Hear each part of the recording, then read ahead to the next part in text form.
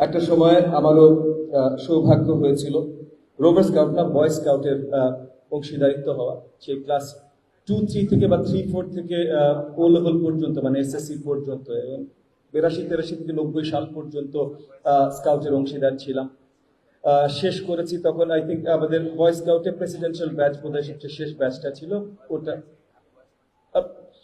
President scout sir, জি। তো ওটা পেয়ে তারপর আরো ফার্দার স্টাডিজ এর জন্য যখন চলে যায় আর তো আর এটা কন্টিনিউ করা হয় না।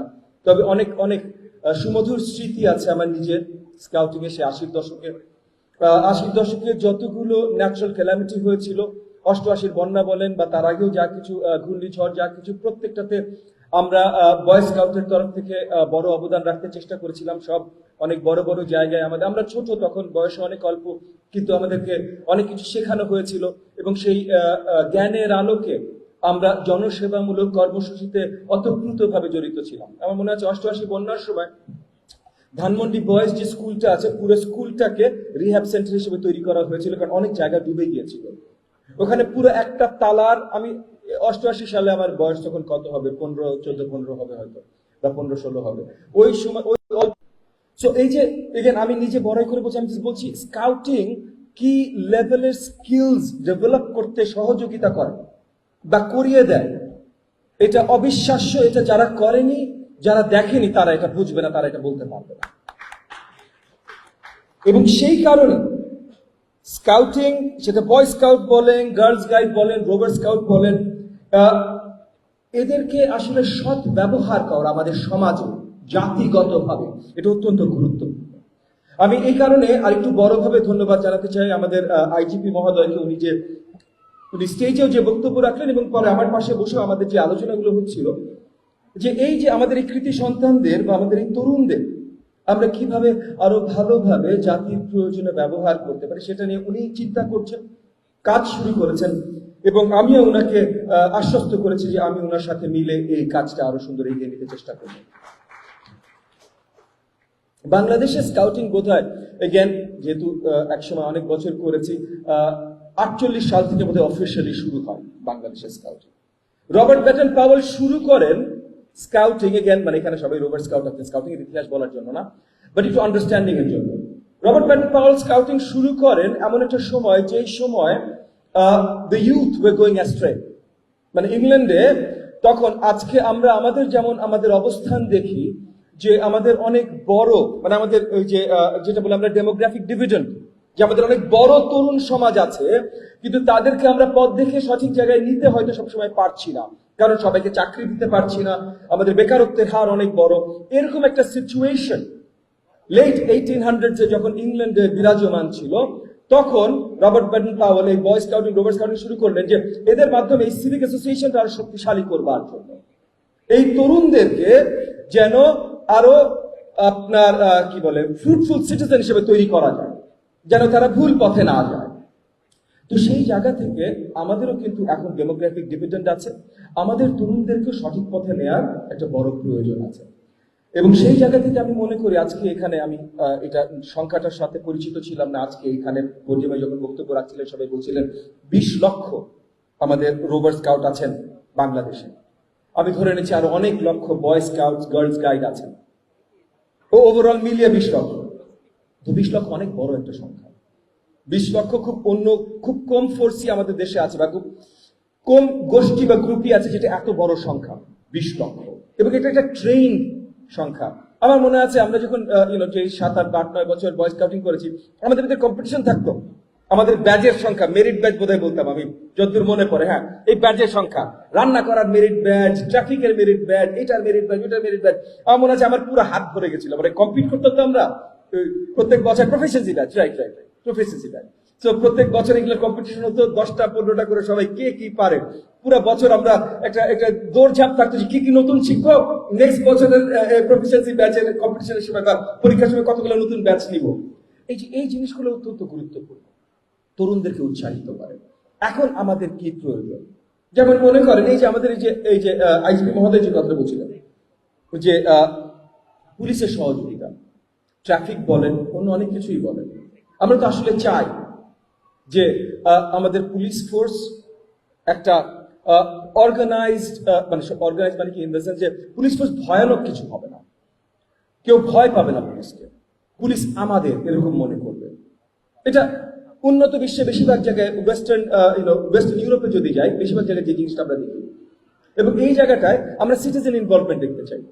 তো এই সিটিজেন ইনভলভমেন্টের সবচেয়ে বেস্ট সিটিজেন কারা হতে পারে? যারা তরুণ, যারা ট্রেন, এই যে আমাদের বৃহত্তর স্কাউটিং ফ্যামিলি, এদেরকে আমরা ইনকর্পোরেট করতে চাই।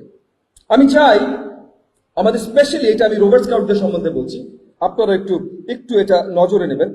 আমি চাই আমাদের রোভার স্কাউটরা আরো বড়ভাবে অবদান রাখা শুরু করুন। রোভার স্কাউটরা তো সিনিয়র, তারা কলেজ বিশ্ববিদ্যালয়ে আছেন বা বিশ্ববিদ্যালয়ে পাশ করেছেন, আর সিনিয়র তারা। আমাদের দেশে শিক্ষাঙ্গন নিয়ে অনেক কমপ্লেইন আছে, শিক্ষার দুরবস্থা, শিক্ষা শেষ, এরকম অনেকে অনেক কথা বলে। ঠিক আছে, বলতেই পারে। আমরা এখন নতুন সরকার, আমাদের মাননীয় প্রধানমন্ত্রী জনাব তারেক রহমান পুরো জাতির কাছে প্রমিস রেখেছেন যে আমরা শিক্ষার পুরো অবস্থান চেঞ্জ করে দেব, বিশ্ব মাপের গ্লোবাল কম্পিটিটিভ শিক্ষা মান আমরা তৈরি করব, এবং ইনশাআল্লাহ সেই দিকে আমরা অগ্রসর হচ্ছি সবভাবে। মানে জনাব তারেক রহমান যে স্বপ্ন দেখেন, সেটা হলো আগামী দিনগুলোতে বিশ্বের অন্য জায়গা থেকে সবাই স্বপ্ন দেখবে তারা বাংলাদেশে এডুকেশন নেবে, আমাদের দেশের ছেলেপেলেরা শুধু স্বপ্ন দেখবে না তারা বিদেশে যে এডুকেশন নেবে। আমরা আমাদের এডুকেশন ওই জায়গায় নিয়ে আসতে চাই। আমাদের শিক্ষার্থীরা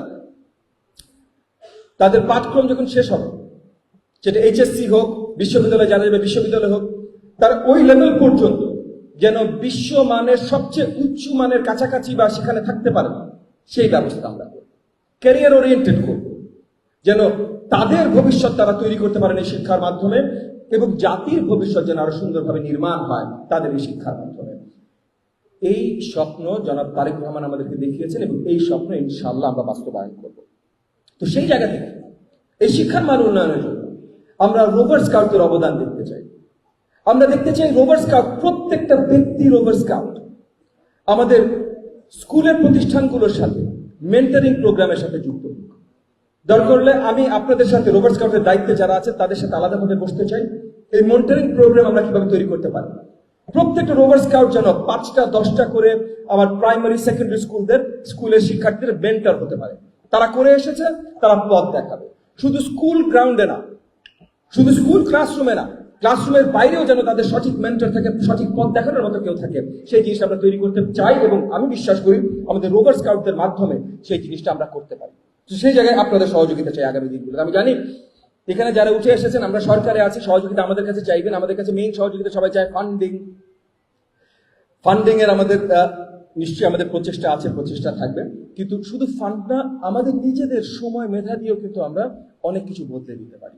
সেই জায়গা থেকে আমি রোভার স্কাউটদের অবদান চাই। মাননীয় প্রধানমন্ত্রী প্রত্যাশা দিয়েছেন আমাদেরকে যে আমরা 25 কোটির উপরে বৃক্ষরোপণ করব। ইনশাআল্লাহ আমি মনে করি, আমি বিশ্বাস করি, ক্যাবিনেট থেকে বলছি যে যেইভাবে কাজ শুরু হয়েছে এবং কাজ চলছে, 5 বছরে আমরা 25 কোটির অনেক বেশি করতে সক্ষম হবো ইনশাআল্লাহ বলে আমি মনে করি। কিন্তু সেই জায়গাতেও আমরা আমাদের স্কাউটদেরকে একত্রিত দেখতে চাই। আমার 20 লক্ষ স্কাউট, তারা যদি জাস্ট প্রফেশনসি বাজার কম্পিটিশনে গাছ লাগানো শুরু করে, তাইলেও তো 5 কোটি গাছ এমনি লেগে যায়। তো এই জায়গাগুলোতে আমরা আমাদের স্কাউটসদেরকে সাথে চাই। আজকে আমরা একটা এনার্জি ক্রাইসিসের সম্মুখীন। বাংলাদেশ হয়তো বিশ্বে হাতে গোনা কয়েকটা দেশের ভিতরে যারা এই মিডল ইস্ট ক্রাইসিসের মধ্যে থেকেও কোন এনার্জি প্রোডাক্টের দাম মূল্য বৃদ্ধি করি নাই। অফিসিয়ালি মূল্য বৃদ্ধি, অকটেন, ডিজেল, পেট্রোল, কোনো কিছুর মূল্য বৃদ্ধি আমরা করি নাই। কিন্তু তার মানে এই না যে আমরা গ্লোবাল একটা ক্রাইসিসের মাঝামাঝি না, আমরা গ্লোবাল একটা ক্রাইসিসের মাঝামাঝি।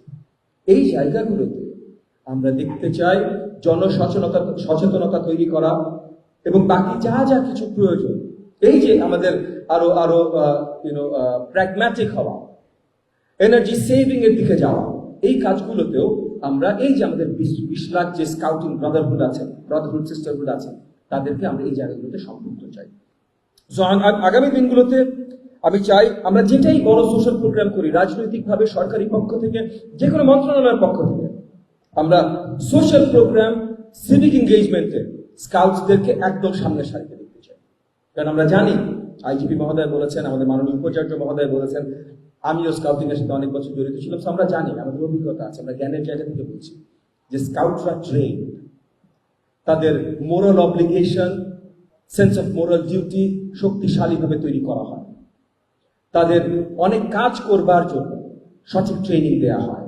তাহলে সিভিক অ্যাসোসিয়েশন যখন দরকার, সোশ্যাল কোনো মোবিলাইজেশন যখন দরকার, তখন সামনের সারিতে আমরা আগামী দিনগুলোতে আমাদের স্কাউটদেরকে দেখতে চাই। এটা আগের দিনগুলোতে আমি দেখি, তারা আছে, তারা করতে চায়, কারণ আমি নিজে সেখানে ছিলাম, আমি জানি তারা আছে, তারা করতে চায়। তাহলে আমরা সামনের সারিতে তাদেরকে দেখতে চাই। আমি আবারও ঢাকা ইউনিভার্সিটি রোভার স্কাউটসের 60 বছর পূর্তিতে অভিনন্দন জানাই এবং আমার বক্তব্য শেষে এই আশা ব্যক্ত করি যে আগামী দিনগুলোতে এই স্কাউটিং ফ্যামিলি, রোভার্স, বয় স্কাউটস, গার্লস গাইডস, এদের সকলকে যেন সকল সোশ্যাল মোবিলাইজেশন এবং সিভিক অ্যাসোসিয়েশনে একদম সামনের সারিতে পাই। আমি নিজে আমার মন্ত্রণালয়ের পক্ষ থেকে এবং বাংলাদেশ সরকারের পক্ষ থেকে আপনাদেরকে দাওয়াত জানাচ্ছি, প্রয়োজনে আমার সাথে আসেন, বসেন। We want to ensure this. আপনাদের সকলকে অসংখ্য ধন্যবাদ। আসসালামু আলাইকুম ওয়া রাহমাতুল্লাহি ওয়া বারাকাতুহু।